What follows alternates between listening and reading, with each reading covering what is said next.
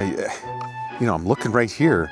This is the coordinates. I mean, Stanton, it's 49 degrees today. All right, hopefully I'll get there soon. They didn't tell me this hike would be this long. I should be here. That's what it's telling me. By golly, I did it. Here it is. I knew I could handle this. Well, I finally made it to 13271 Stanton Street in West Olive, Michigan. Let's go take a look at this 3-bedroom, 2 full bath with over 2.5 acres of land. Come join me.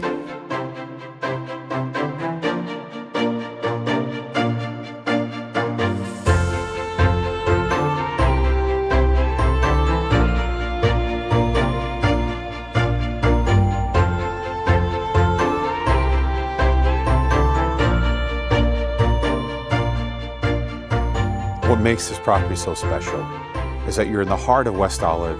You have over 2.5 acres. The property set back off of Stanton Street. And again, it's a 3-bedroom, 2 full bath. As I always say, I'll let the property speak for itself.